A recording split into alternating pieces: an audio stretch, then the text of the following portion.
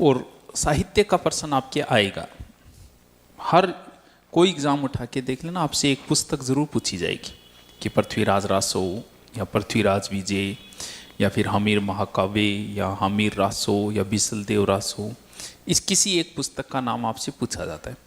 क्योंकि साहित्य का इसलिए पूछा जाता है कि बच्चे की साहित्य में रुचि होनी चाहिए, और आपकी साहित्य में अगर रुचि आ जाए तो फिर आप विद्वानों की श्रेणी में आने लग जाती।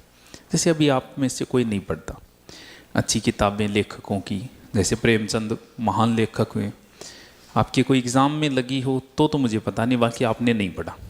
गोदान उनका चर्चित उपन्यास रहा है, कितने लोगों ने पढ़ लिया? तो क्या हम पढ़े हो फिर? कफन उपन्यास, निर्मला, हैं? ईद का कहानी है 4 पेज की, कहानी अलग चीज है। ये साहित्य का पोर्शन है। जब साहित्य में आपकी रुचि होगी तो आप विद्वानों की श्रेणी में माने जाते हो। तो बच्चे की, किसी भी व्यक्ति को साहित्य में रुचि होनी जरूरी है। क्रांति का उद्भव भी यहीं से होगा। अब कोई कह देगा ना इंगमा तो वीरता है, क्या उड़ीसा विजय है, वो तो बीच में लव स्टोरी के बीच में भी तो लड़ाई आ जाती है। जैसे लव स्टोरी आप देख रहे हो कोई फिल्म, हो सकता है हीरोइन ने गुंडा छेड़ रहा है, हीरो आगे बचा रहे, इसका मतलब वो वीरता की थोड़ी हो गई। जैसे बॉर्डर फिल्म है, बॉर्डर में भी लव स्टोरियां चलती है बीच में, जबकि बॉर्डर फिल्म लव स्टोरी की नहीं है, वो वीरता की फिल्म है। लेकिन बीच में हीरोइनों को वो पुरानी यादें आ रही है एक्टर को, और वो चीजें, तो वो बीच में बस ऐसी साइड रिमिक्स डाला गया है, ऐसे ही इंटरेस्ट बढ़ाने के लिए। तुलसीदास जी के बचपन का नाम था राम बोला। जब इनका जन्म हुआ था ना, तो कहते हैं कि इन्होंने पहला वाक्य राम बोला था, तो नाम निकाल दिया था इनका राम बोला। और जैसे इनका जन्म हुआ, इनके मुंह में 32 दांत थे। तो जन्म के समय जिसके दांत हो वो अशुभ माना जाता है। और संयोग ऐसा बैठा कि जन्म होते ही इनकी माता की हो गई मृत्यु। और माता की मृत्यु हो गई, बाप ने इसको रखा नहीं, बोला सुबह सुबह करके निकाल दियो। अब बेचारा कहीं भिक्षा मांगने जाता, तो जो भिक्षा डालता वो मर जाता अगले दिन। बड़ी दोहरी जिंदगी कट रही है भाई। प्रेम किसी का मिला नहीं बचपन में। बचपन में माँ का प्रेम मिलना जरूरी, वही नहीं मिला, बाप का भी नहीं मिला, और लोगों का प्रेम भी नहीं मिला। तो इनका विवाह हो गया रत्नावली के साथ। जिस व्यक्ति को प्रेम न मिला हो वो व्यक्ति अपनी पत्नी से बहुत प्रेम करता है। हाँ, सावन में ही जान कोंदे गोविंद, इसका मतलब उसे किसी का नहीं मिला है। माता के अलावा हो सकता है किसी स्त्री का प्रेम उसे मिला ही ना होगा। अब पत्नी का प्रेम मिला, पहली बार प्रेम मिला। प्रेम हर व्यक्ति की आवश्यकता है। 14 संवेग है, प्रेम हर व्यक्ति को चाहिए। अगर व्यक्ति को नफरत ज़्यादा मिलने लग गई, हो सकता है वो सुसाइड कर ले। तो प्रेम भी मिलना उसे ज़रूरी है।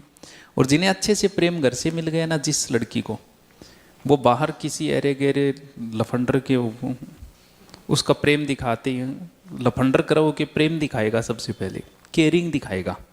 केयरिंग दिखाते ही उसे बेचारे को मिला नहीं होता, तो वो तुरंत अट्रैक्ट हो जाएगी। और जिसे घर से अच्छा मिल गया, बात अब को नहीं आओगी बिंगली, वो प्रेम क्या है, अब फीका प्रेम है वो उसके। अब बेचारे प्रेम करने लगे, बीच में आ गया सावन। वो सावन सदा ही परेशान करते रहे। ये चली गई पीहर, दिन तो दोरो सोरो काट दियो, रात ना आधी रात ने कौन रही जो चल पड़िया। इतने अंधे थे प्रेम में कि यमुना नदी के ऊपर कोई लाश थी, उस लाश पे बैठ के यमुना नदी पार कर ली थी। आगे जाके रत्नावली के घर पे पहुंचे तो वो दरवाज़ा बंद था। तो इन्होंने सोचा कि दरवाज़ा बंद है, कोई और रस्तो देखा है, पीछे कोई रसो रासो लटको, बिन पकड़ के ठे ऊपर चढ़ गया। आगे रत्नावली वाले आपा सरप्राइज डार्लिंग सरप्राइज, आ गया मैं तो, आ गया मैं तो, आ तो गयो पण आ तो बता आयो गट करे, मेन गेट तो बंद हो। बोल वो पीछे के रसो लटको नहीं, तो बन जाके देखे बड़ कोई सांपड़ो लटको। तब इसने कहा कि लाज ना आवत पाछे आए गयो, धिक धिक ऐसे प्रेम को, धिक्कार ऐसे प्रेम पर। शर्म को नहीं आता थोड़ी बहुत ही हाडमा से पुतले खातिर तो यहाँ आ गयो आंधोगे, तो धिक्कार ऐसे प्रेम पर। जैसो प्रेम तू भगवान करा तन भगवान मिल जा रहे।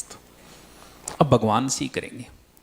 तब तुलसीदास जी ने रत्नावली, गीतावली, कवितावली, रामचरितमानस बेरो ने कितना ग्रंथ लिखे है, एक लताड़ू सुधर गया। देखो अपनी भी आई हालत हो रही। ये कालिदास तो वहां आदमी मो जगह पेड़ के ऊपर बैठे हो भी नहीं काटने लग रहे हो। विद्योत्मा इनकी पत्नी का नाम था, बहुत विदुषी महिला थी। इसने घोषणा की थी कि मेरे सवालों के जो जवाब दे देगा ना उसी से विवाह करूंगी। तो बड़ा बड़ा विद्वान मेरे पर चाल पड़ा, कोई हिस्ट्री को मास्टर, कोई ज्योग्राफी और बस सवालों का जवाब दे कौन पे बांदरूनी रूप बेइज्जती महसूस करी। अब के वह जान लग रहा है वो कालिदास कोई पेड़ पर बैठे हो भी नहीं काटन लग रही हो। बोले वो कार्टून ठीक है। विद्योत्मा करके षड्यंत्र इनसे ब्याह करवा दिया, अपनी बेइज्जती को भी बदलो ले दिया। इसको तैयार कर लिया कालिदास को। बोल तू बोली ना कि बोलता है तो पोल खुली जाएगी अपनी, तू बोली ना कि बाकी मैं आप ही जैसा ध्यान डांचियो। तो ले गया, बोले वो बहुत पूछेड़ा संत है तो मौन व्रत पर बैठे है, कोई 12 साल हो तो गए। बोला वाली करे को नहीं थे, मूक भाषा में पूछो तो कि पूछ लियो भी सवाल जवाब। विद्योत्मा के सामने बिठा दियो कालिदास ने। तो विद्योत्मा बेचारी को यहाँ एक आंगड़ी करो, मतलब वो पूछ रही थी कि आत्मा परमात्मा एक है कि है। कालिदास समझो को बड़ो ओ यहाँ कह रही है कि तेरी आँख फोड़ दूंगा, तो वो विषय ही सोचे को। अच्छा एक कालिदास यहाँ कर दियो, बोल मैं तेरे दोनों फोड़ दूंगा। वो आत्मा और परमात्मा अलग अलग। विद्योत्मा ने ऐसे हाथ किया, इसका मतलब कि ये पांचों इंद्रियां किसके वश में। कालिदास ने सोचा कि आ कह रही है कि मैं तेरे थप्पड़ मार दूँ, बोले मैं मुक्को भी आ दूँगा। तो यहाँ करके सवाल जवाब, मुक्को मतलब को ये सारे पांचों इंद्रियां मन के वश में, इतनी को सवाल जवाब चलता रहा और आज तो पास हो गया।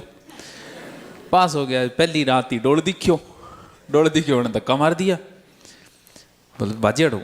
तब कहते हैं ये गया भयंकर तपस्या की।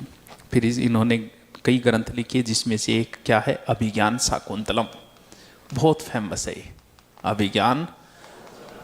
फिर ये आया था ऐसे, गेट खड़खड़ाया इसने, अंदर से विद्योत्मा ने संस्कृत में पूछा कि कौन है बाहर। 3 शब्द बोले थे उसने संस्कृत में। उन तीनों शब्दों पे कालिदास ने 3 ग्रंथ लिख दिए थे। वो तो महान एक आपा ओ कौन बेरोग का अभिज्ञान शाकुंतलम कौन लिखियो।